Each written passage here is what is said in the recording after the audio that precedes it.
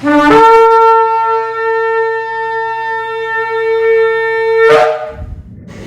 a todos, esta es la congregación 20 final desde acá desde el sector Candelaria, en Arecibo, en la carretera número 2, dándole toda honra a nuestro Padre Celestial que hoy podemos estar una vez más cumpliendo con su palabra y comenzar un ciclo de nuevos shiur, de nuevos parashot, de nuevos estudios, la cual es súper interesante. Le damos un saludo, un caluroso saludo a todos aquellos que nos ven a través de este medio, deseándole que el poderoso les bendiga, del cual te haga resplandecer su rostro sobre ellos.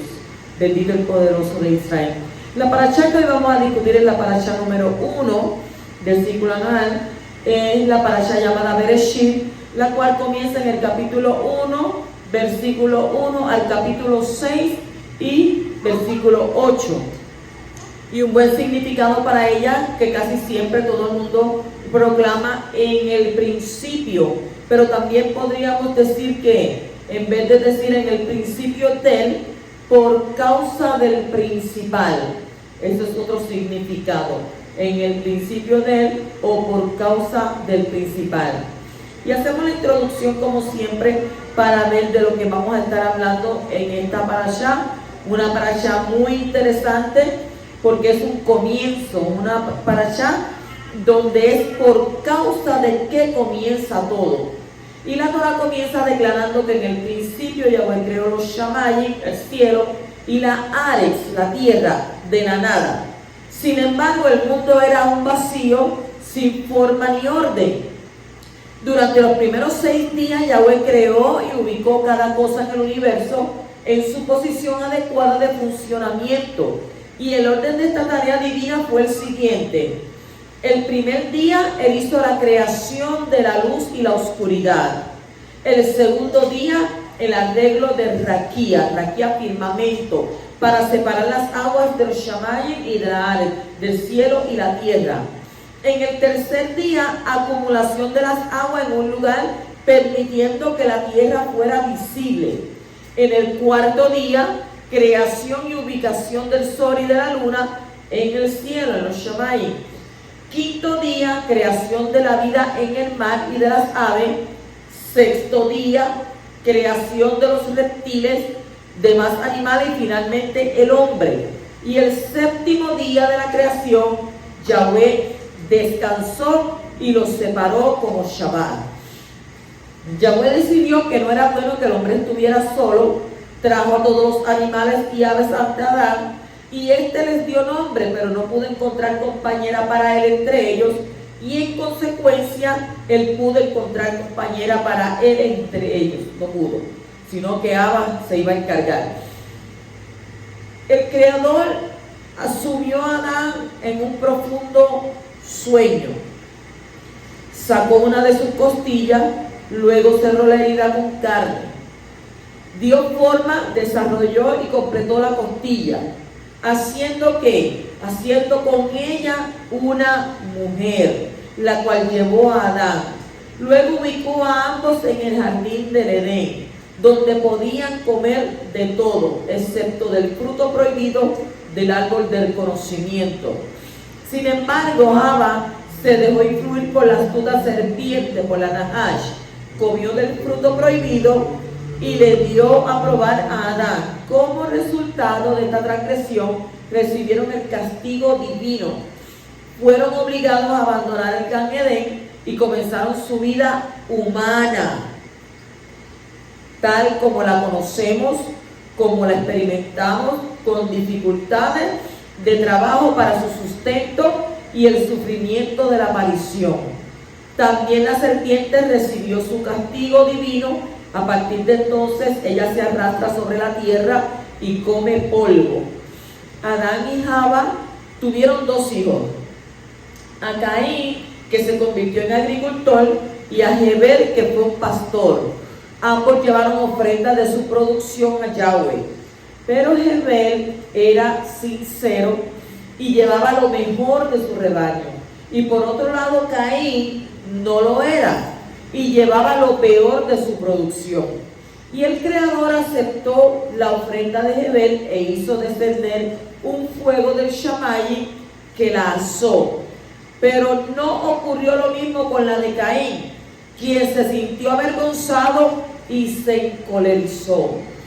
Mientras estaban en el campo, Caín mató a Abel. Cuando el Creador le preguntó dónde estaba su hermano, Caín respondió: ¿soy acaso el guardián de mi hermano?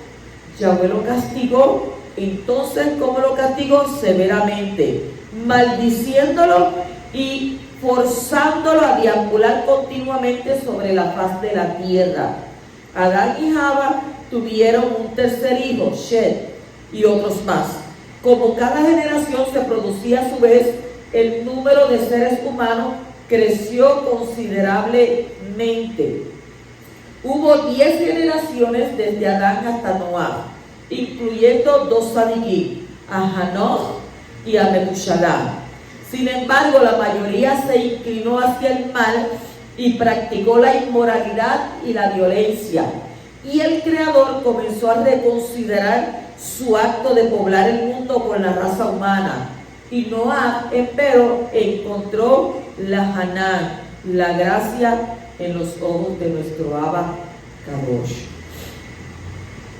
Eso es más o menos lo que hay en ese capítulo 1 hasta el 6. Comenzamos con el capítulo 1 y versículo 1, donde dice: en el comienzo creó Elohim los cielos y la tierra. La palabra hebrea que ha sido traducida como en el principio es Bereshit. Es una palabra compuesta por 2 palabras: be, que significa dentro de, en, con, por medio de, por causa, y reshit, que significa primero, en lugar, tiempo, orden o rango. Primicia, inicio, principal, lo mejor. Según el diccionario Strong, esta palabra viene de la misma raíz que Rosh, que significa cabeza, parte superior, comienzo, jefe, principal y gobernante. La Torá comienza específicamente con el relato de la creación para infundir en nosotros la fe en que Yahweh creó el mundo entero a partir de la nada. Y este es el fundamento de la fe. Cuando decimos Bereshit, creó Elohim, la palabra Bereshit tiene las mismas letras que Bait Reshit. Bait Reshit es primero, es la casa, haciendo referencia al hogar de la persona. La persona misma refleja cómo en esta es la Torá. Y eso usted lo encuentra en Números, capítulo 19 y versículo 14 en su Torá. La palabra Bereshit puede ser escrita Beit Reshit. La palabra Beit, hogar, y la palabra Reshit, comienzo, puede comprenderse como haciendo referencia a la Torá.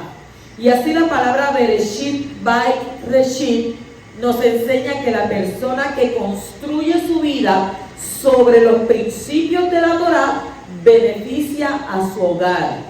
La Torá es el anteproyecto del mundo y todo se mantiene mediante las combinaciones de letras de la Torá. En el principio creó. La palabra hebrea que ha sido traducida como creó es bará. Bará, B-A-R-A acentuada. Bará, creó. Y esta palabra aparece 50 veces en las escrituras y siempre tiene que ver con la acción de producir o hacer algo que no existía antes. Se trata de traer algo a la existencia. En el sentido estricto, solo el Creador puede crear. Solo Él puede hacer que algo llegue a tener existencia sin haber existido antes.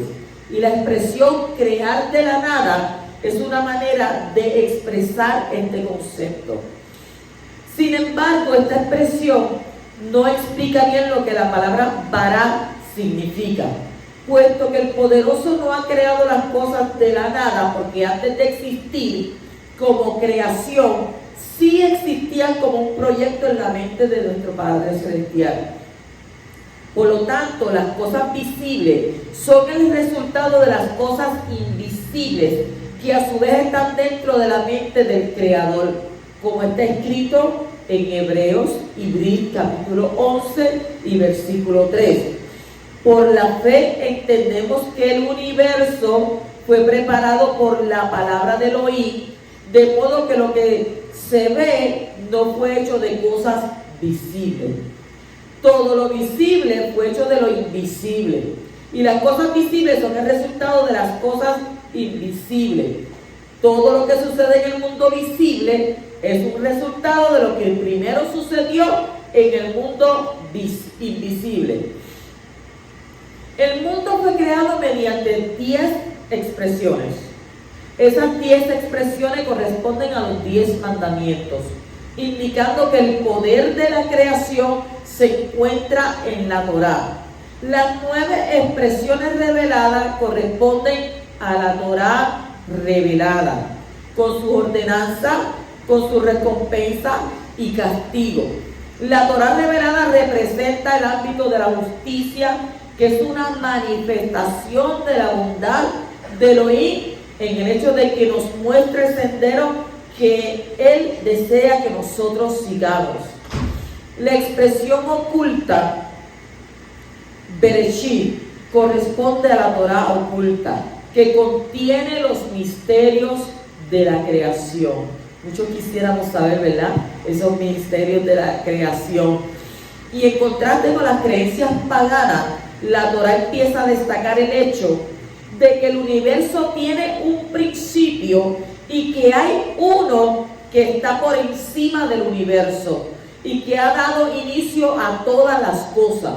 Y este conocimiento evita toda adoración a las cosas creadas en lugar del Creador, que es la misma esencia de la idolatría. ¿Cómo está escrito en dónde? En Romanos capítulo 1, versículos del 20 al 25, que nos dice: porque desde la creación del mundo, sus atributos invisibles, su eterno poder y divinidad, se han visto con toda claridad, siendo entendido por medio de lo creado, de manera que no tienen excusa. Pues aunque conocían a Elohim, no le honraron como Elohim, ni le dieron gracias, sino que se hicieron vanos en su razonamiento, y en su necio corazón fue entenebrecido. Profesando ser sabios, se volvieron necios y cambiaron el esplendor de Yahweh incorruptible por una imagen en forma de hombre corruptible, de aves, de cuadrúpedos y de reptiles. Por consiguiente, dice que Elohim nos entregó la impureza en la lujuria de sus corazones, de modo que deshonraron entre sí sus propios cuerpos, porque cambiaron la verdad de Yahweh por la mentira, y adoraron y sirvieron a la criatura en lugar del Creador, quien es el bendito por los siglos. Amén. El hecho de que alguien haya dado inicio y existencia a todas las cosas nos enseña que eres el dueño de todo lo que existe y que tiene el derecho de gobernar sobre todo lo que es suyo. Y este hecho le convierte en el gran legislador del universo. Si hay uno que ha dado inicio a todo lo que existe, tanto en los Shamayim como en la Ares, entonces todo lo que existe tiene que cumplir los propósitos suyos. Y este ser superior dio inicio al tiempo, al espacio, a la materia, a la vegetación, a los seres vivos que tenían una razón muy específica para hacerlo.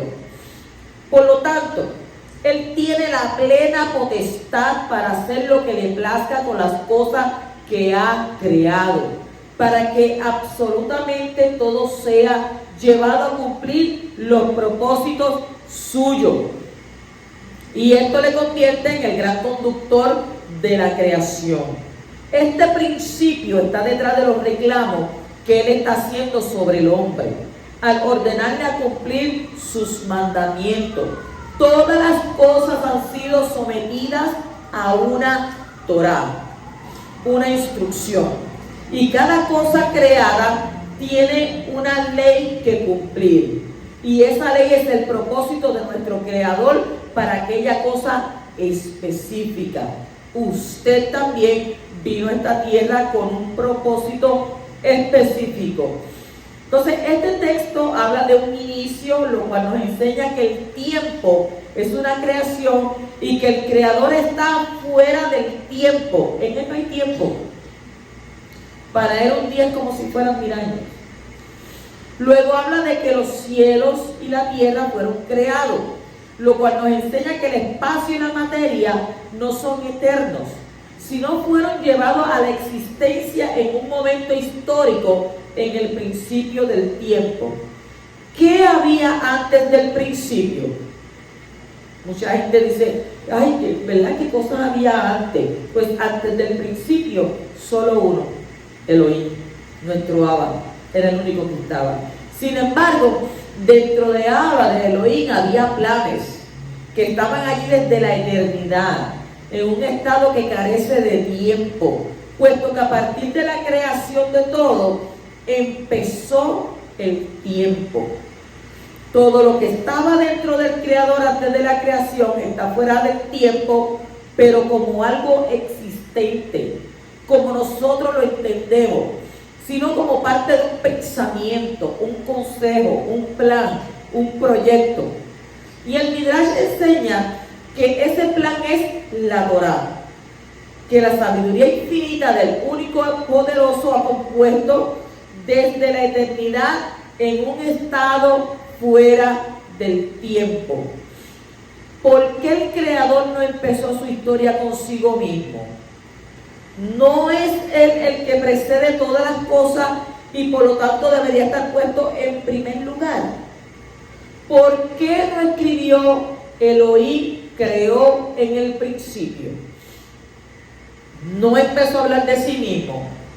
Porque él no dijo, ay, yo empecé a crear esto desde el principio, sino de lo que ha hecho por medio de Reshit. Y esto nos enseña dos cosas. Primero, que Yahweh es muy modesto en relación con la creación. No se presenta primero a sí mismo, sino que se coloca detrás de Reshit. Por esta razón, una persona que conoce a nuestro Abba, el poderoso, no empieza consigo mismo. Cuando escribe una carta, cuando se presenta junto con otras personas, siempre empieza a hablar de otras cosas o de otras personas y luego habla de sí mismo. La segunda cosa que aprendemos de este hecho es que nadie puede conocer al Creador directamente, sino solo por medio de las cosas que Él ha creado. ¿Dónde está eso escrito?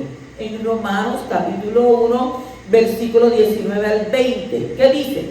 Porque lo que se conoce acerca de Elohim es evidente dentro de ellos, pues Elohim se lo hizo evidente, porque desde la creación del mundo, sus atributos invisibles, su eterno poder y divinidad se han visto con toda claridad, siendo entendido por medio de lo creado, de manera que no tienen excusas. Nadie tiene excusa. El Creador es invisible e inalcanzable para las cosas creadas. Solo es posible conocerlo por medio de lo que Él revele de sí mismo. Y en este texto Él nos enseña que el camino para conocerle pasa a través de la creación y Reshit. De esta manera, el Hijo, el Mashiach, es el principal agente por medio del cual el invisible se manifiesta en el mundo, como está escrito en Hebreos capítulo 1, versículo 1 al 3, que nos dice: Elohim, habiendo hablado hace mucho tiempo, en muchas ocasiones, de muchas maneras, a los padres por los profetas, en estos últimos días nos ha hablado por su Hijo, a quien constituyó heredero de todas las cosas, por medio de quien hizo también el universo. Él es el resplandor de su esplendor y la expresión exacta de su esencia, y sostiene todas las cosas por la palabra de su poder. Después de llevar a cabo la purificación de los pecados, se sentó a la diestra de la majestad en las alturas. Miren qué hermoso esta palabra. En el principio creó Elohim los cielos, dice el texto. La palabra hebrea que ha sido traducida como cielos es Shamayim, Shamayim, S-H-A-M-A-Y-I-M, Shamayim. Es una palabra que está en la forma dual. Hay tres formas para los sustantivos en el idioma hebreo: singular, dual y plural. El dual es una referencia a dos, un par. Y en este caso la palabra Shamayim habla de un par de cielos. En primer lugar se refiere al cielo visible y al cielo invisible. El cielo que usted no ve y el cielo que usted ve. ¿Dónde está eso escrito? En Devarim, capítulo 10, versículo 14, Deuteronomio 10, 14, que dice: he aquí, a Yahweh tu Elohim pertenecen los cielos y los cielos de los cielos, la tierra y todo lo que en ella hay. Pues hay más de un cielo, hay más de lo que usted está mirando, porque lo está diciendo ahí en Deuteronomio, en Devarim, que los cielos pertenecen ¿a quién? A nuestro Abba. Pero hay que los cielos y los cielos de los cielos. Ay, yo pensaba que había más que el que yo estoy mirando. Claro que no. Más adelante vamos a ver que Shaul dijo que vio más cielo. Entonces, según la comprensión más profunda, la palabra Shamayim también indica que puede haber más que dos cielos. El texto de Devarim habla de dos cielos en dual y luego de los dos cielos también en dual. Y esto nos enseña que hay varios tipos de cielos. Los cielos de arriba pueden estar divididos en varias secciones y así también los cielos de abajo.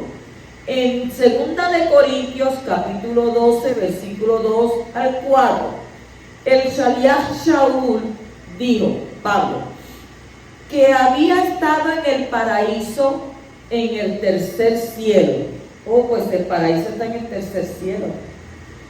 ¿Cuántos quieren subir para allá? Como está escrito: conozco a un hombre en el Mashiach que hace 14 años y él dice: no sé si en el cuerpo, no sé si fuera del cuerpo, Yahweh lo sabe. El tal fue arrebatado hasta el tercer cielo, Shamayim, y conozco a tal hombre, si en el cuerpo o fuera del cuerpo no lo sé, Yahweh lo sabe, dice él, que fue arrebatado al paraíso y escuchó palabras inefables que al hombre no se le permite expresar. ¿Usted se imagina eso? Escuchar palabras diferentes a bebecita y todo esto. ¿Usted sabe lo que es escuchar palabras que te elevan tu alma? No lo que uno está acostumbrado a estar escuchando por ahí, la música esa que para nada, esas palabras en nada absolutamente nos trae a nosotros ¿qué? Nos trae a nosotros ningún tipo de enseñanza. ¿Sabe? Verdaderamente hoy en día las palabras se han utilizado y la gente no sabe el poder que hay en las palabras. Todo lo que confesares será hecho.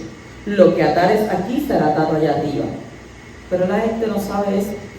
La gente empieza a tirar por esa boca y a veces hablan y no saben ni lo que hablan. ¿Y tú te acuerdas que dijiste esto? Yo no me acuerdo, yo no he dicho nada. Que tú no dijiste nada. Ahí tienes una grabación porque no te creen. Tú lo dijiste, no, pruébamelo.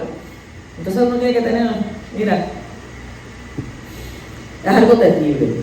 El Talmud habla de 7 cielos según los diferentes términos hebreos que aparecen en las escrituras.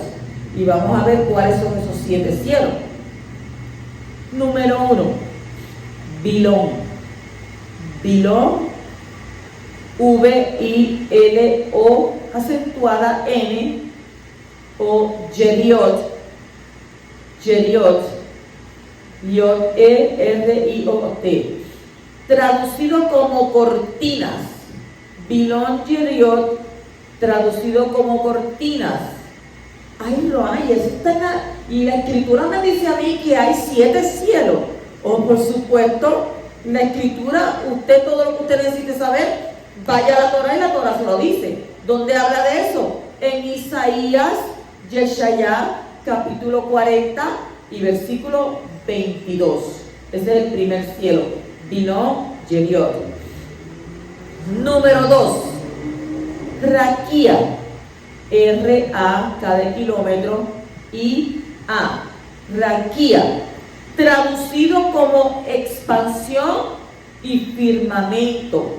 Lo leemos en Bereshit, capítulo 1 y versículo 17. Número 3. Shehakim. Shehakim. S-H-E-J-A, cada kilómetro, I-M. Shehakim. Shehakim es Shamayim, cielos, nubes. Eso lo vemos en Éxodo capítulo 30, 36, Job capítulo 14 y versículo 19, Tehilim, que es Salmo 78, 23 al 24. El número 4, Sebul. Sebul, Z-E-V-U-L. Sebul significa morada, habitación. Primera de Reyes, capítulo 8, versículo 13. Yeshayá, Isaías 63, 15. Número 5, Mahón. Y no es el Mahón que usted se pone por ahí. Mahón, M-A-O acentuada N. Mahón significa refugio, lugar de esplendor, y usted lo va a leer en Devarim, Deuteronomio capítulo 26, 15. Número 6, Mahón. Mahón, M-A-J-O acentuada N. Mahón significa cimiento, cimiento, base. ¿Dónde está eso? Primera de Reyes, capítulo 8 y versículo 39. Y el número 7, Arabot. Arabot, A-R-A-V-O-T. Arabot. ¿Qué significa Arabot? Trono, ventanas. Y está en Salmos 68, 4. Entonces, ¿cuántos cielos hay? 7 cielos. Bilon Yeriot, Raquía, Shehakim, Sebul, Mahón, Arabot. Y aquí tenemos un shiur, un estudio sobre estos 7 cielos, sobre 7 mundos, sobre 7 tierras. Según Rashi, el término Shamayim, cielo, puede ser entendido de 3 maneras. Según está compuesta la palabra. Número 1, Samayim, S-A-M-A-Y-I-M. Samayim. Samayim es porta agua. Porta agua. Shamayim es Shamayim. S-H-A-M-M-A-Yod.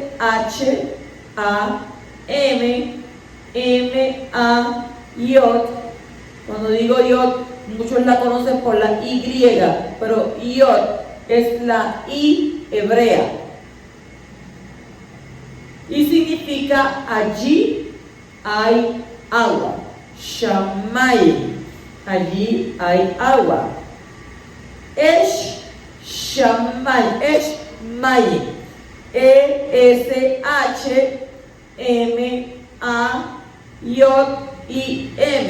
Esh Mayim, fuego y agua.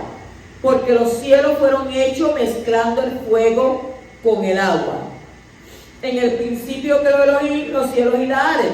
La palabra hebrea que ha sido traducida como tierra es Eretz, E-R-E-T-S, Eretz.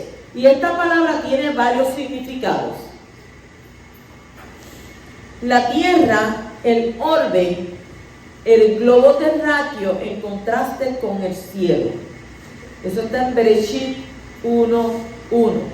La tierra, el orbe, el globo terráqueo en contraste con el cielo. Bereshit 1:1. Número 2. Suelo, terreno, terruño, tierra. Suelo, terreno, terruño, tierra. En contraste con el mar. Génesis 1:10. Número 3. País, nación, territorio, región. Un lugar limitado de lo seco. Eso está en Bereshit, capítulo 2, versículo 11. Y la tierra prometida, la tierra de Israel, que está en Bereshit 12:1, Ruth 1:1, Mateo 5:5 y Hechos 11:28 al 29. ¿Qué dijimos entonces? Que la palabra hebrea que ha sido traducida como tierra es Eretz, y esta palabra tenía varios significados. ¿Cuáles eran esos significados? La tierra, el orbe, el globo terráqueo, en contraste con el cielo. Suelo, terreno, terruño, tierra, en contraste con el mar. País, nación, territorio, región, que es un lugar limitado de lo seco. Y la tierra prometida, que es la tierra ¿de dónde? De Israel. Eso fue nada más el capítulo 1 y versículo 1. En el capítulo 1 y versículo 2 dice: y la tierra estaba sin orden y vacía, y la tierra cubría la superficie del abismo, y el aliento de Elohim planeaba sobre la superficie de las aguas. Es una traducción. La palabra hebrea que ha sido traducida como sin orden es tohu, que significa tohu, T-O acentuada H-U, tohu, caos, masa informe, desorden, confusión. Tohu significa caos, masa informe, desorden, confusión. Vacío, vacuidad, nulidad, vanidad. Yermo, desierto, erial. Entonces, ¿qué significa tohu? Caos, masa informe, desorden, confusión, vacío, vacuidad, nulidad, vanidad, yermo, desierto, erial. Según Rashi, tohu debe ser entendido como un asombro y consternación por la vaciedad que se encontraba en la tierra. La palabra hebrea que ha sido traducida como vacía es bohu, B-O-H-U, bohu. La traducción aramea, Targum de Jonathan, dice que la tierra estaba desolada. ¿Pero desolada de qué? Desolada de seres humanos y vacía de animales. Y el Talmud dice que tohu es la línea verde que rodea el globo de donde surge la oscuridad. Salmo 18:11. Usted lo puede leer ahí. Bohu eran grandes rocas en las profundidades que traen el agua. Isaías 34:11. Usted sabe que Puerto Rico está sobre qué. ¿Sobre qué está Puerto Rico? Sobre una roca, rodeado de agua. Por eso dice la escritura que bohu eran grandes ¿qué? Grandes rocas que en las profundidades traen ¿qué? El agua. Entonces las dos palabras tohu vabohu, T-O acentuada H-U, V-A-V-O acentuada H-U, tohu vabohu, aparecen juntas en el hebreo solo en dos textos más, en Isaías 34:11 y en Jeremías capítulo 4 versículos 23 al 26. En el Salmo 104:1-9 está escrito: bendice alma mía Yahweh, Yahweh Elohim mío, cuán grande eres. Te has vestido de esplendor y de majestad, cubriéndote de luz con un manto, extendiendo los cielos como una cortina. Eres el que pone las vigas de sus altos aposentos en las aguas, el que hace de las nubes su carroza, el que anda sobre las alas del viento, que hace de los vientos sus mensajeros y de las llamas de fuego sus ministros. Él estableció la tierra sobre su cimiento para que jamás sea sacudida. La cubriste con el abismo como un vestido, las aguas estaban sobre los montes y a tu reprensión huyeron. Al sonido de tu trueno se precipitaron, se levantaron los montes, se hundieron los valles al lugar que tú estableciste para ellos. Pusiste un límite que no pueden cruzar para que no vuelvan a cubrir la tierra. Y usted, si yo digo, tanta gente que piensa que Elohim no existe, nada más que tienes que irte frente al mar. ¿Quién le puso límites al mar y le dijo hasta aquí vas a llegar? Porque usted ve que el agua va y viene, pero de ahí no sale para acá a menos que Abba le dé permiso. Por eso cuando tuvo una conversación con Job, Abba se lo dijo: ¿dónde estabas tú? Porque a veces nosotros nos ponemos a cuestionarle a nuestro Padre, pero ¿quiénes somos nosotros para cuestionarle al Creador si nosotros somos lo creado? Y Abba le dijo: ¿y dónde estabas tú cuando yo estaba haciendo los depósitos de nieve? ¿Y dónde estabas tú cuando yo le dije al mar hasta aquí, este es tu límite, tú vas a llegar? ¿Y dónde estabas tú cuando yo estaba haciendo esto, aquello, lo otro? Ante tales alegaciones, que uno va a hacer? Quedarse callado, porque imagínese, con Abba vas a perder. Entonces, según este salmo que hemos leído, parece ser que el orden de la creación de las cosas fue la siguiente: la luz, los cielos y la tierra. Según el salmo que acabamos de leer, primero fue ¿qué? La luz, luego los cielos y luego la tierra.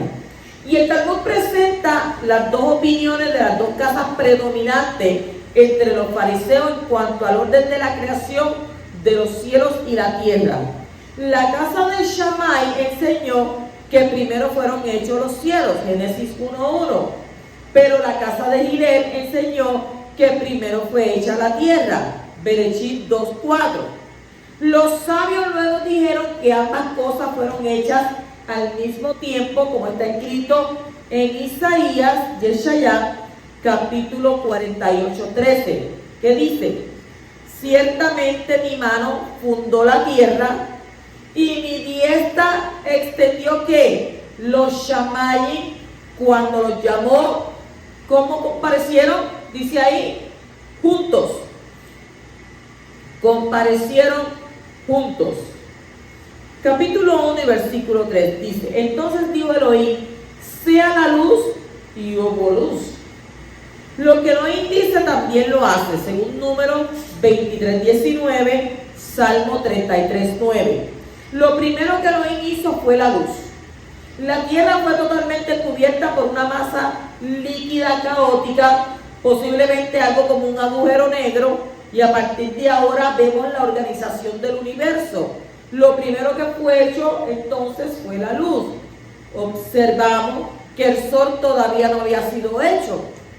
Esto nos enseña que no se trata de la misma luz que luego fue producida por el sol y las estrellas, sino otra luz. Leemos en 2 de Corintios, capítulo 4, versículo 6. Pues Elohim que dijo que de las tinieblas resplandecería la luz, es el que ha resplandecido en nuestros corazones para iluminación del conocimiento del esplendor de Yahweh en la faz del Mashiach. En este texto el Shaliach Shaul nos enseña que la luz surgió de las mismas tinieblas. Y esto también puede ser entendido de una manera simbólica. Según el segundo nivel de interpretación, la de la insinuación o alusión. En hebreo se llama ¿qué? Remes. Si el poderoso pudo sacar luz de la oscuridad más compacta que ha existido jamás, no hay oscuridad en nuestras vidas que sea demasiado compacta para nuestro Padre Celestial y que no pueda utilizarla para algo positivo. Para Él todo eso es posible. Incluso crear luz, ¿de dónde? De las mismas tinieblas. Mire qué grande es nuestro Padre Celestial. En el capítulo 1 y versículo 4 dice: y vio Elohim que la luz es buena, y separó Elohim la luz de las tinieblas. Esa luz primordial fue la luz del Mashiach. Fue lo primero que el poderoso reveló en la creación. Sin embargo, esta luz fue separada de las tinieblas, fue escondida del mundo para ser revelada más adelante, como está escrito en Yohanan, capítulo 1, versículo 4 al 10. Ahí usted lo puede leer y ahí va a saber. En el capítulo 1 y versículo 5 dice: y fue la tarde y la mañana un día. La Torá no describe las cosas de una manera estrictamente lineal, sino más bien avanza de manera circular o espiral. Y por esta razón no se debe entender estas palabras como un seguimiento de lo que ocurrió antes, sino como un resumen de lo que pasó durante todo ese día. Según la Torá, el día empieza con la noche. Primero había oscuridad y luego vino la luz. Y ese es ¿qué? Un día. Aquí no dice que fue el primer día, porque los demás días no habían venido todavía, y por eso no se podía hablar de una secuencia de días, sino solo de un día. Por lo tanto, dice un día o día 1. En hebreo es Yom Ejad. La Yod, la I, O M E J A D. Yom Ejad. La palabra Ejad es la misma que se usa para el poderoso, que es uno. Eso está escrito en Devarim, capítulo 6, versículo 4. Ejad es una palabra masculina que se usa comúnmente en el hebreo para decir uno, en referencia a un objeto masculino. El día Ejad era un día único, porque solo durante ese día Yahweh era único. Y de allí el Midrash y Rashi sacan la idea de que los ángeles no fueron creados hasta el segundo día. Según Nachmanides, las palabras Vayehi Ere, Vayehi es V A Yod E H y acentuada, Vayehi E R E V. A veces cantamos Vayehi Vayehi Beshurumele. Pues Vayehi Ere no quiere decir y fue la tarde, sino que y hubo desorden, porque la raíz de Ere significa caos, mezcla, desorden.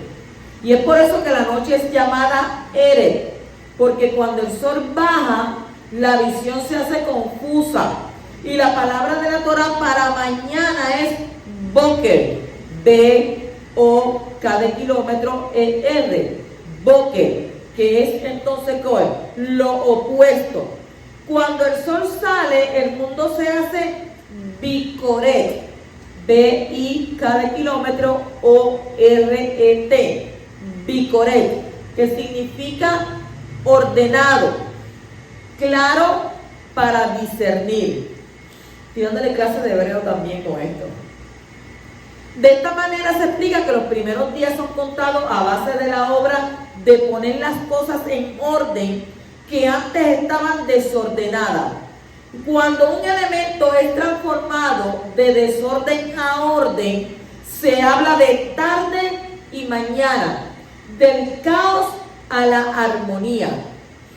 La palabra día, en hebreo yom, Yom, yom, tiene 4 significados principales.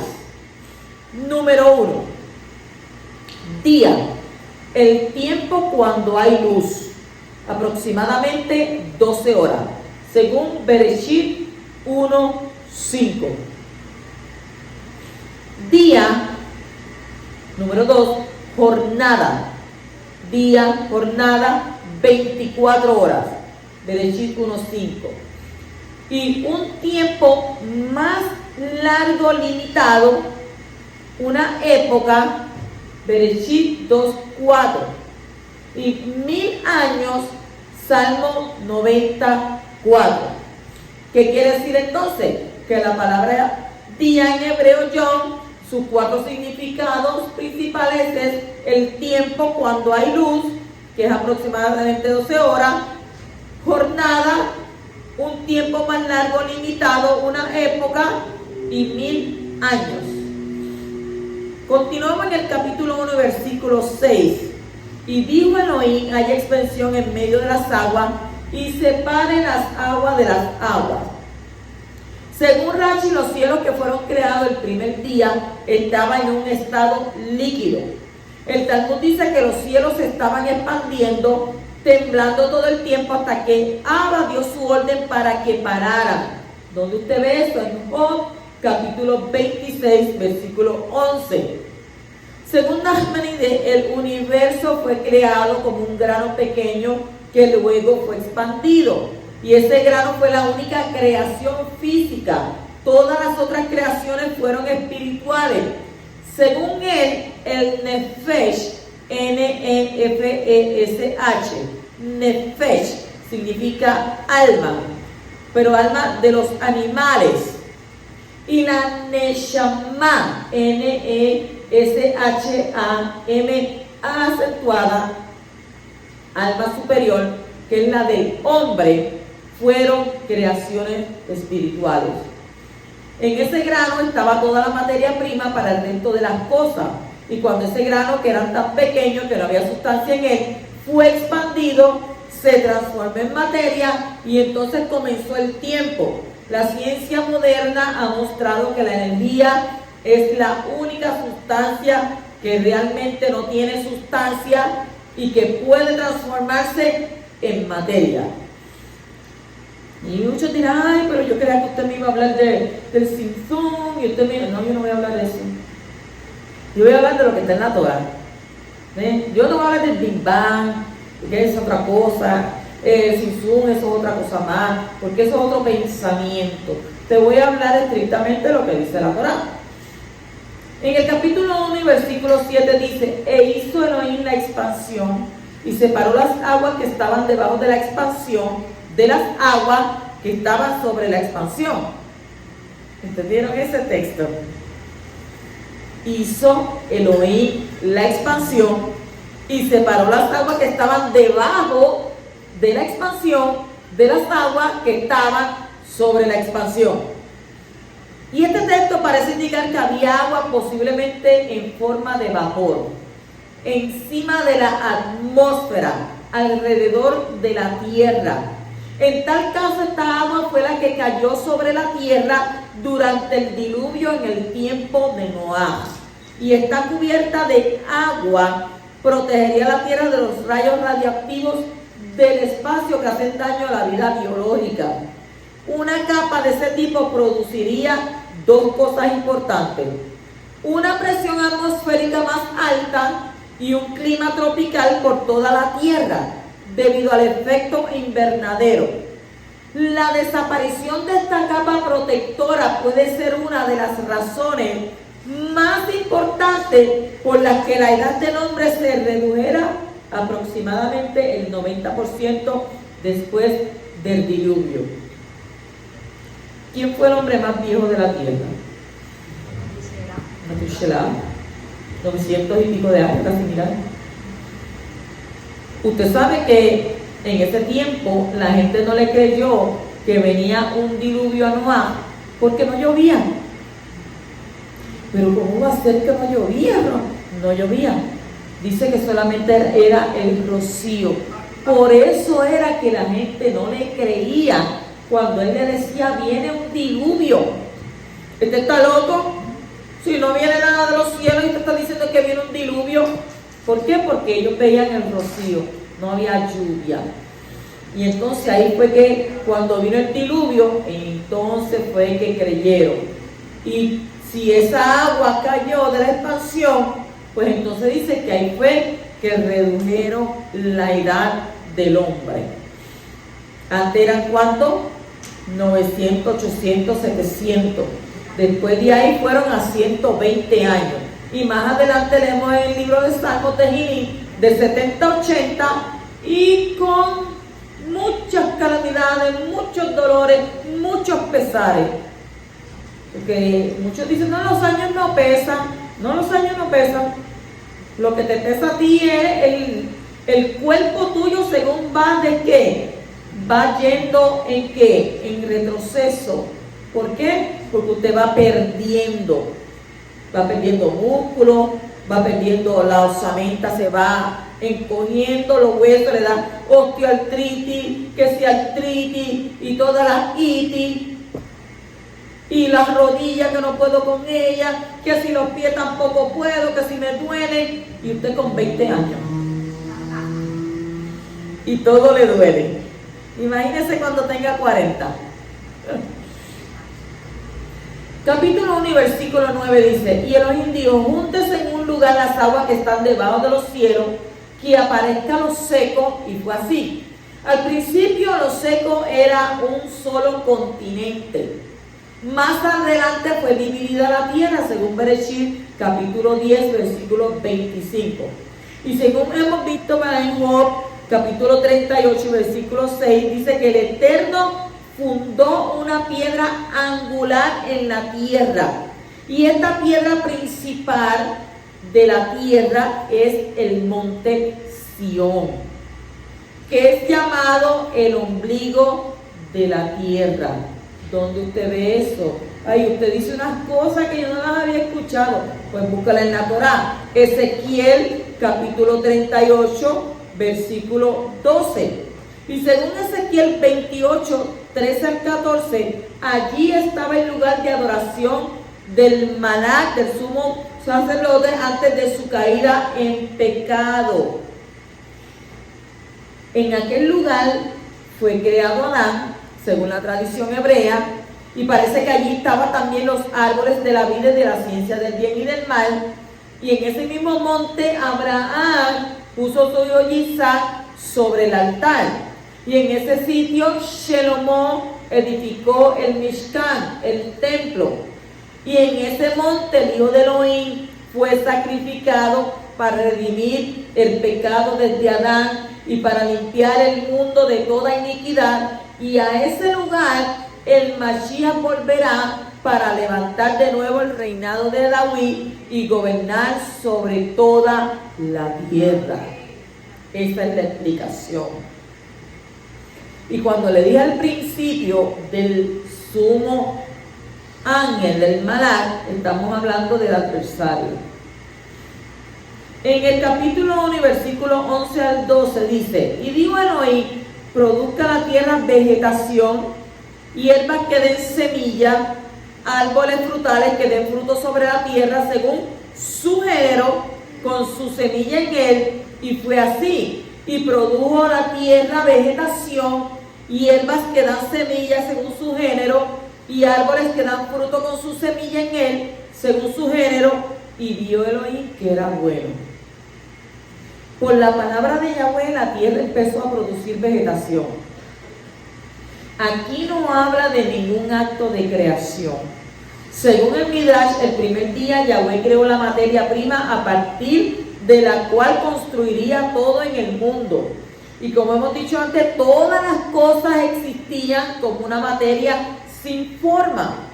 Durante los días posteriores, Yahweh formó y moldeó la materia para que las cosas fueran de la manera como nosotros las conocemos. Según el Midrash, el huerto del Edén brotó al mismo tiempo que el resto de la vegetación. Además está escrito que Yahweh mismo plantó este huerto en Génesis 2:8, Bereshit 2:8. El Midrash también enseña que los árboles y el pasto del Gan Edén, a diferencia del resto del mundo, son eternos y que cada árbol es un símbolo de un objetivo espiritual superior. El paraíso es el palacio del poderoso en la tierra. En algún momento histórico, este huerto fue quitado de la tierra y ahora está en el tercer cielo, 2 Corintios 12:4. Y en el futuro será restablecido en la tierra y los justos podrán estar en él, como está escrito en el libro de Revelación y el Galut o Apocalipsis, capítulo 2, versículo 7, donde dice: el que tiene oído, oiga lo que el Ruach, el Espíritu, dice a las congregaciones. Al vencedor le daré a comer del árbol de la vida que está en el paraíso de Elohim. Yo quiero comer de ese árbol. Yo no sé usted, pero yo sí quiero comer de ese árbol. Porque una vez que usted coma de ese árbol, usted va a ser inmortal. Y va a tener... no, que me dijeron que tenía Alzheimer, que prendan el nombre de Yeshua. Reclamemos la mente de Mashiach. En el capítulo 1 y versículo 16 dice: e hizo Elohim las dos grandes lumbreras, la lumbrera mayor para dominio del día y la lumbrera menor para el dominio de la noche. Y hizo también las estrellas, las Kokavim, K-O-K-A-V-I-N, Kokavim, estrellas. Hay tres palabras hebreas usadas en el relato de la Torá de la creación de todas las cosas. Número 1, Bará, B-A-R-A acentuada, Bará. Bará significa creó, dio existencia a algo que no existía. ¿Dónde está eso? Génesis 1:1, 21 y 27 y 28. Bará creó, dio existencia a algo que no existía. Asá, A-S-A acentuada, asá, y no es que está asado. Asá significa hizo, llevó a cabo, perfeccionó en su estado óptimo. Bereshit 1:16.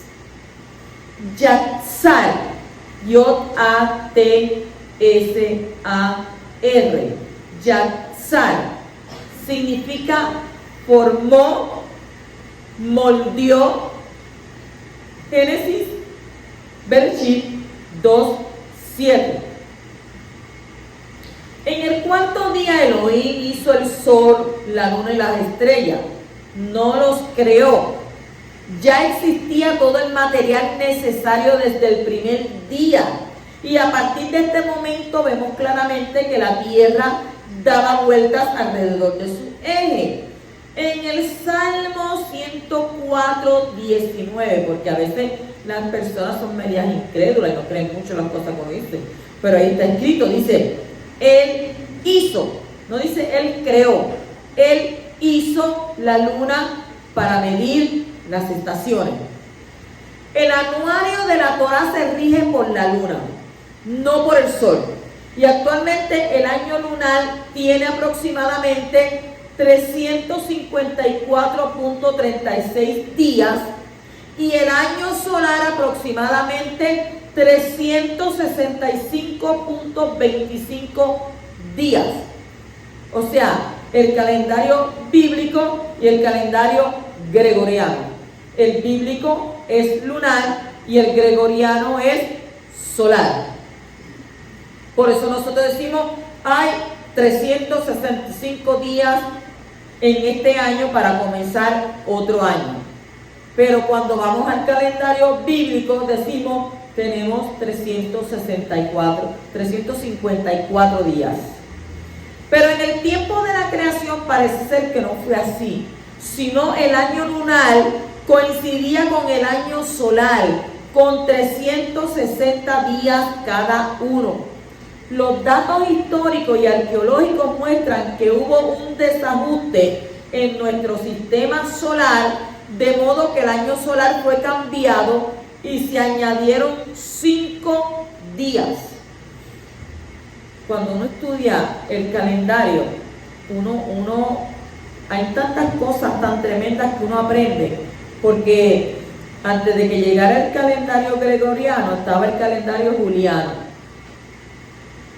Del calendario juliano pasaron al gregoriano porque había discrepancia en el tiempo. Y entonces en el calendario bíblico, como ellos llegaban a esto, llevaban antorcha para notificarles al otro que había ya la puesta del sol para ellos poder celebrar Shabbat. Corrían con una antorcha y así ya llegó el Shabbat. Es bien interesante. Entonces, el año solar fue cambiado y se le añadieron 5 días. Esto ocurrió alrededor del siglo VII, antes de la era común, para ajustar que la diferencia entre el año lunar y el año solar en el anuario judío que sigue la luna se añade un mes extra cada 2 o 3 años. En el calendario gregoriano, usted sabe que le añaden un día, febrero 29, ¿cada cuántos años? Cada 4 años, bisiesto, le dicen el año bisiesto. En el calendario bíblico le añaden otro mes, porque tenemos Adar 1 y Adar 2, cada 4 años, un año bisiesto. Esa es la diferencia. En total son añadidos 7 meses durante un ciclo de 19 años. Lo repetimos. Para ajustar la diferencia entre el año lunar y el año solar en el anuario judío que sigue la luna, se añade un mes extra cada 2 o 3 años. Y en total son añadidos 7 meses durante un ciclo de 19 años. Y de esta manera, las fiestas del Poderoso no son celebradas fuera de tiempo en relación con el ciclo agrícola. Con la otra palabra, la primera fiesta, la Pesach, tiene que celebrarse en la primavera, cuando la cosecha de la cebada esté lista en la tierra de Israel. La fiesta de Pentecostés, ¿cuál es la fiesta de Pentecostés? De Shavuot. Se celebra cuando la cosecha del trigo empieza, y la fiesta de Sukkot, las cabañas, se celebra después de la recolección de los árboles frutales. ¿Ven interesante? En el capítulo 1 y versículo 21, estamos ya ahí casi concluyendo. Dice: y creó Elohim los grandes monstruos marinos y todo ser viviente que se mueve, de los cuales están llenas aguas según su género, y toda ave según su género, y vio Elohim que era bueno. En Job capítulo 40 versículo 19 está escrito que Behemoth, B-E-H-E-M-O-T, Behemoth, algún tipo de dinosaurio, fue el primero de los caminos de Elohim. Y esto concuerda bien con este texto de la Torá que dice que Elohim creó Bará, los grandes monstruos marinos. Fue lo primero que creó de la creación de la materia prima, que luego sería transformada en cielos y tierra. Y en este momento fue creado el Nefesh, el alma de los seres biológicos. La gente dice como que los dinosaurios no están mencionados en las escrituras, pero parece que los dinosaurios están mencionados en las escrituras como contemporáneos con los hombres en el tiempo de Job, alrededor de 1700 años antes de la era mesiánica. Job, capítulo 40, versículo 15 al 24. ¿Qué dice ahí? Que creó al hipopótamo.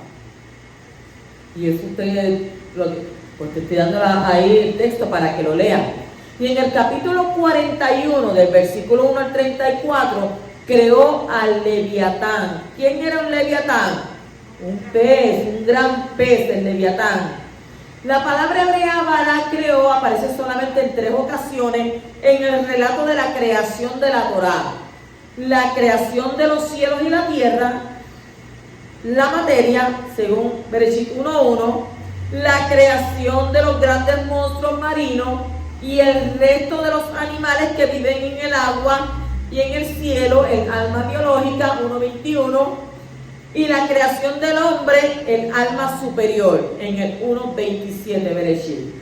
En el capítulo 1 y versículo 25 dice: e hizo Elohim las bestias de la tierra según su género, y el ganado según su género, y todo lo que se arrastra sobre la tierra según su género, y vio Elohim que era bueno. Durante el 6º día Yahweh hizo los animales terrestres, no dice que los creó. El alma de los animales ya existía desde el 5º día, y por eso Yahweh no necesitaba crear algo nuevo para hacer más animales terrestres.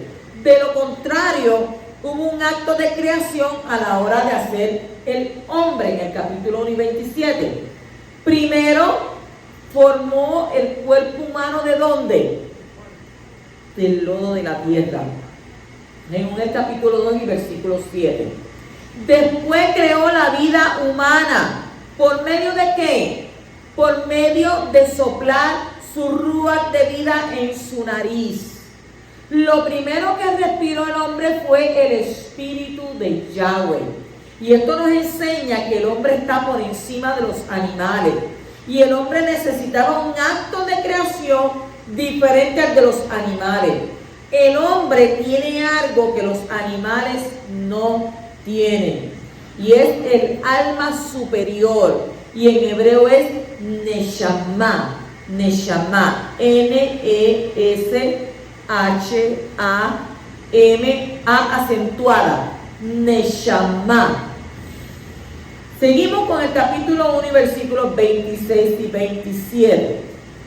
Y dijo Elohim: hagamos al hombre con nuestra imagen, conforme a nuestra semejanza, y ejerzan dominio sobre los peces del mar, sobre las aves del cielo, sobre los ganados, sobre toda la tierra y sobre todo reptil que se arrastra sobre la tierra. Creó pues Elohim al hombre con la imagen suya, con la imagen de Elohim lo creó, varón y hembra los creó.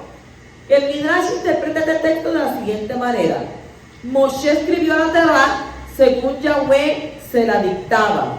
Y cuando Yahweh le pidió que registrara el pasuk, el versículo 1:26, dijo: hagamos al ser humano. Y Moshe hizo una objeción.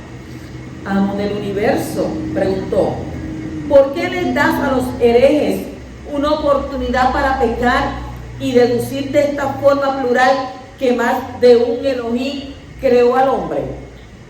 Y escribe como te digo, contestó Yahweh. Haz lo que te digo, escribe como te lo digo. Si alguien desea pecar, déjalo pecar. Lo he expresado en plural para darle una lección al ser humano. Una persona importante generalmente piensa que para él es superfluo dejarse aconsejar por sus subordinados. Déjalo estudiar este versículo, y así se dará cuenta que aún el Creador, que creó el mundo superior e inferior, consultó con los ángeles antes de crear al hombre. Y esto nos enseña que antes de crear al hombre, hubo una decisión en la corte celestial. Usted se va al libro de Apocalipsis, y ahí usted va a ver donde habla sobre los 24 ancianos.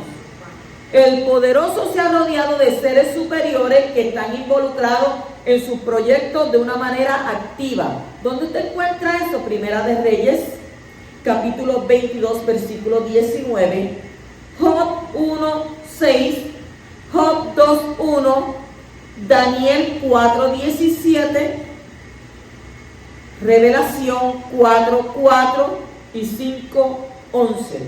También los ángeles son copartícipes con el poderoso en sus obras porque son enviados a ejecutar las órdenes divinas, según Salmo 103, 20. Así que en este momento los malak fueron invitados a tomar una decisión colectiva para la creación del ser humano. Sin embargo, a pesar de que tomaron esta decisión colectiva, no tuvieron un papel activo a la hora de crear el hombre, porque está escrito en el versículo 27, creó Elohim al hombre. No dice crearon, lo cual excluye a los ángeles de esa creación. Y hay otros textos donde el verbo aparece en plural después de Elohim, y esos textos indican que los ángeles tuvieron un papel activo y colaborador en la acción. Bereshit 20:13 y 2 de Samuel capítulo 7, 23. Si usted no me cree, léalo ahí y ahí se va a dar de cuenta. El ser humano tenía que reflejar la manera de ser del Creador en el mundo natural, como los malak, como los ángeles, le reflejan en el mundo sobrenatural. Las dos palabras que han sido traducidas con nuestra imagen, conforme a nuestra semejanza, es Besalmenú, Besalmenú, Besalmenú, y Kidemutenu, cada kilómetro, y Demutenu, Kidemutenu. Tiene dos prefijos diferentes, be y que. Be significa en o con, y que significa como, de acuerdo a.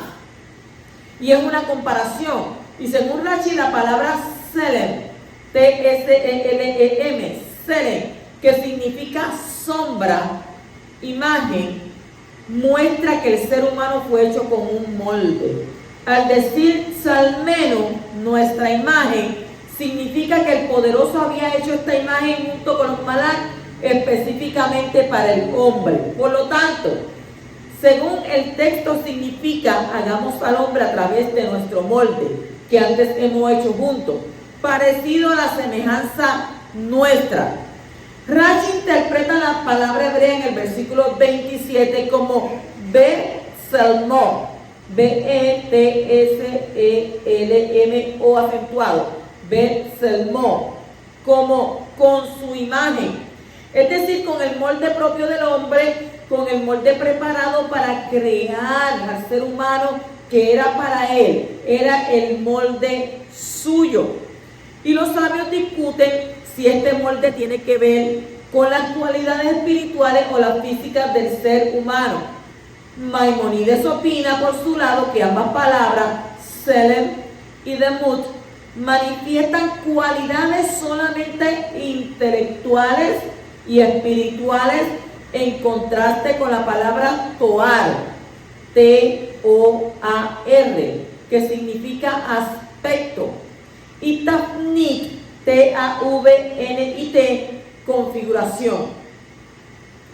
Rashi sigue diciendo que conforme a nuestra semejanza tiene que ver con la capacidad de comprender y esclarecerse, lo cual son cualidades internas. Tanto el poderoso como los ángeles, como el hombre, tienen la capacidad de comprender y de esclarecerse. Y otra interpretación de este texto sería que los ángeles han sido creados con un tipo de forma corporal para expresar con esa forma las cualidades espirituales del poderoso, y que hay cuerpos celestiales y hay cuerpos espirituales, según Primera de Corintios capítulo 15 versículos 40 y 44. Y de esa manera el hombre también reflejaría con su forma física las cualidades del invisible, como está escrito en el versículo 27. Cuando dice con la imagen de Elohim lo creó, y como esas cualidades del poderoso también están reflejadas en los ángeles, él pudo decirles nuestra imagen. El ser humano tenía que ser hecho por causa de él, y conforme al Mashiach que estaba dentro del seno del Padre desde la eternidad, y para el cual todavía había sido creado, como está escrito en Romanos capítulo 5 versículo 14. Adán, el cual es figura del que había de qué, de venir. Adán fue creado según el plan Mashiach, Como el Mashiach había sido predestinado para ser el reflejo del poderoso, Adán tenía que ser hecho semejante a ese plan. Y ese molde, ese hombre original. Y ejerza dominio. Cuando dice ejerza dominio, el ser humano fue creado para dominar sobre los animales y la tierra. Y de esa manera reflejaría el dominio del Creador sobre todas las cosas.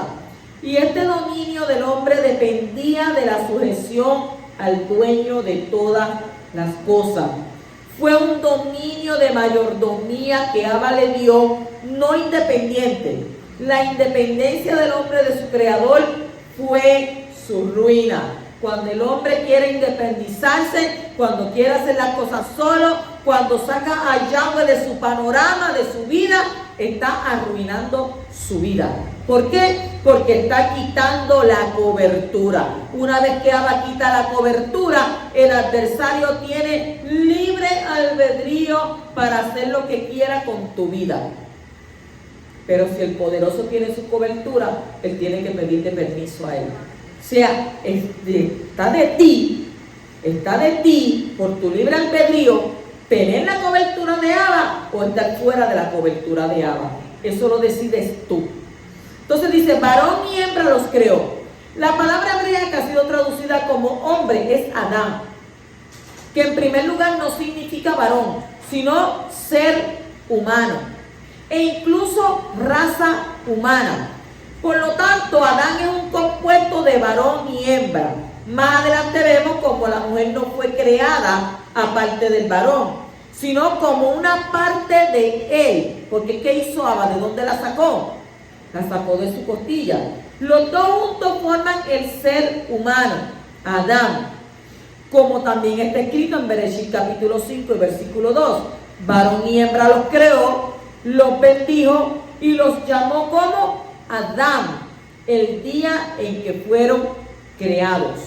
Y la expresión varón y hembra debe ser entendida como masculino y femenino. Y esto nos enseña que un varón debe ser masculino y una mujer debe ser femenina. Deben ser diferentes, no ambiguos. Hombre y mujer. Y también nos enseña que el varón no es completo sin una mujer que le complemente. Y una mujer no es completa sin un varón que le complemente. Los dos fueron creados para ser la raza humana. El uno no puede existir sin el otro y viceversa. Muchos dicen, ay bendito, yo no sé dónde está mi alma gemela en este tiempo, porque ya a mí me han caído los años y ya yo estoy medio arrastrado. Y ya yo estoy media arrastrada, ¿y quién se podrá pegar de mí? Oiga, yo he visto matrimonios hasta de personas de 90 años. Pero ¿y qué puede hacer uno de 90 años? ¿Qué te puede hacer? Compañía. Escuchar tus letanías, escuchar tu bla, bla, bla, bla, bla. Cuando el hombre deja de tener claro el hecho de que fue creado varón y mujer, masculino y femenino, deja de cumplir una de sus funciones más importantes en la creación. Y por ese motivo la Torá está muy clara en afirmar que hay diferencias muy marcadas entre varón y mujer y prohíbe todo tipo de acción que sirva para eliminar esas diferencias. Palabras bonitas para un buen entendedor. Continuamos en el capítulo 1, versículo 28.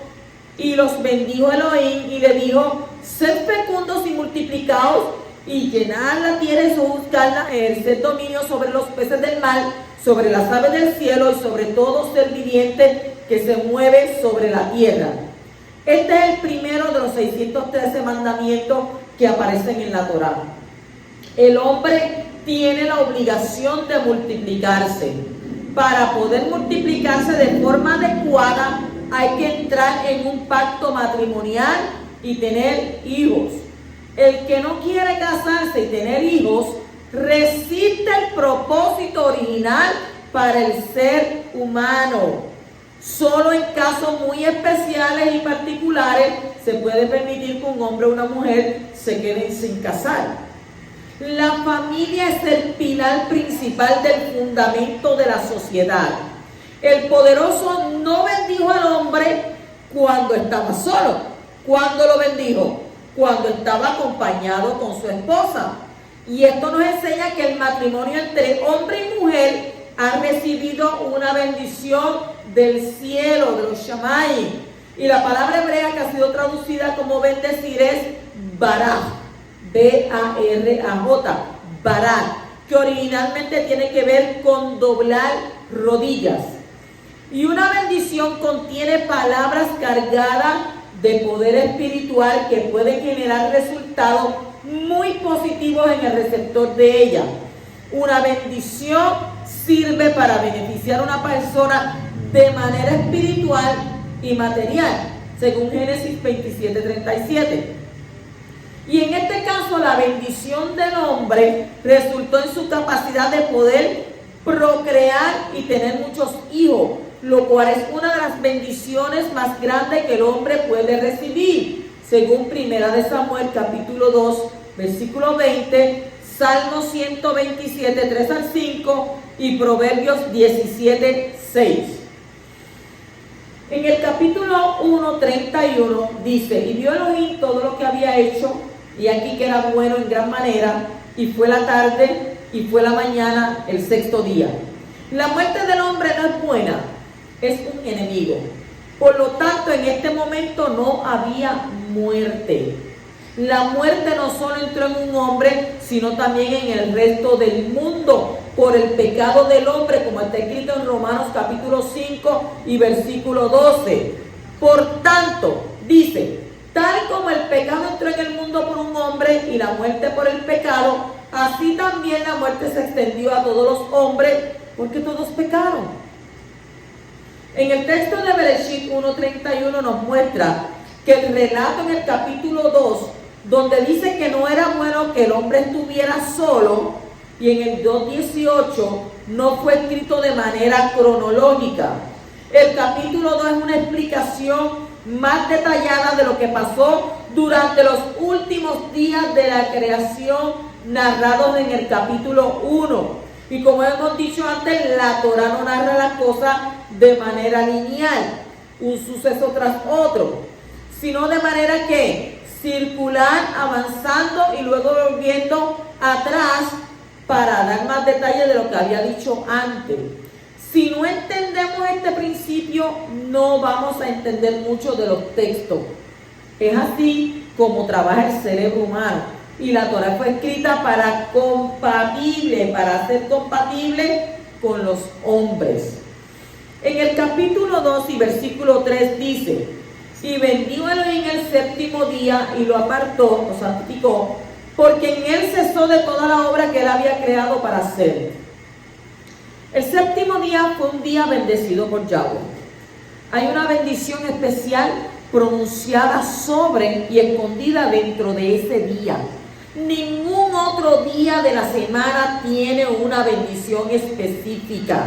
Anteriormente, los seres vivos, animales y hombres, habían sido bendecidos, pero ahora el poderoso bendijo un día, un lapso de tiempo de 24 horas.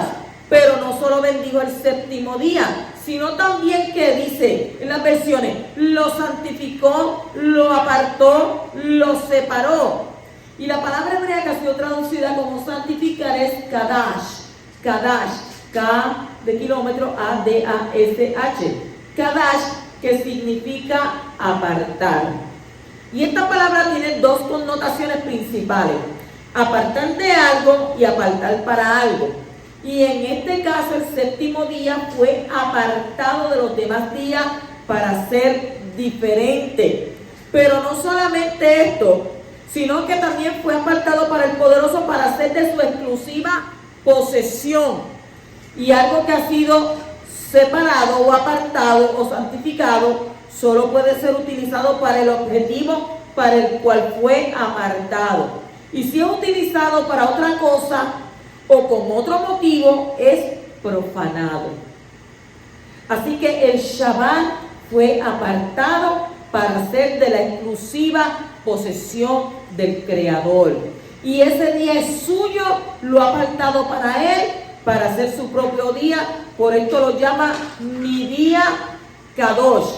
Según Isaías, capítulo 58, versículo 13 al 14, donde está escrito: si por causa del día de reposo apartas tu pie para no hacer lo que te plazca en mi día Kadosh, y llamas al día de reposo delicia, el día Kadosh del Creador, honorable, y lo honras, no siguiendo tus caminos, ni buscando tu placer, ni hablando de tus propios asuntos, entonces te deleitarás en el Adón, en el Creador, y yo te haré cabalgar sobre las alturas de la tierra, y te alimentaré con la heredad de tu padre Jacob, porque la boca del Creador la ha hablado.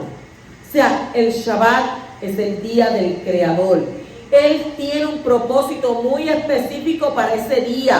Después de terminar toda la obra de la creación en 6 días, preparó un día exclusivo por medio del cual él pudiera tener una relación especial con el hombre y obrar de una manera concreta dentro del hombre, separarlo, como está escrito en Shemot, Éxodo 31, 13.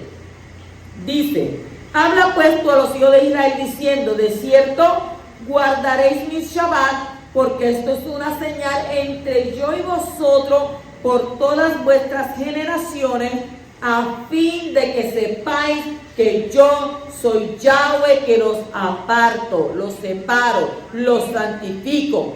Y como el Padre cesó de su labor en el 7º día, el hombre hace lo mismo, como está escrito en Shemot 28 al 11. Acuérdate, dice Abba, acuérdate del Shabbat para separarlo. 6 días trabajarás, harás toda tu obra, mas al 7º día es Shabbat para Yahweh tu Elohim. No harás en él obra alguna, tú, ni tu hijo, ni tu hija, ni tu siervo, ni tu siervo, ni tu ganado, ni el extranjero que está contigo. ¿Por qué? Porque en 6 días Yahweh hizo que los Shamayim y Nael, el mar y todo lo que en ellos hay, y reposó en el 7º día. Por tanto Yahweh bendijo el Shabbat y lo separó, lo apartó, lo santificó. Es decir, en el 7º día no se hacen cosas que intervienen con el orden natural de lo creado. Durante 6 días semanales el hombre puede intervenir en la creación, mostrando su poderío sobre todas las cosas. Puede plantar, puede quebrar ramas, puede arrancar flores, puede construir, puede derribar, puede unir, puede cortar, puede escribir palabras, puede transportar objetos, puede trabajar con todas las cosas que el poderoso ha entregado en sus manos. Pero en el 7º día, ¿qué pasa? No puede hacer nada de eso. ¿Por qué? Porque su padre le dejó un ejemplo a seguir. Un hijo obediente hace lo mismo que su padre. Un hijo rebelde no imita a su padre. Entonces, ¿qué debe hacer el hombre durante el 7º día? 2 cosas principales: cesar de las actividades del resto de la semana y dedicarse de una manera especial a Yahweh, y de esa manera podrá obtener el beneficio de esa bendición que está pronunciada sobre ese día. Shabbat Shalom.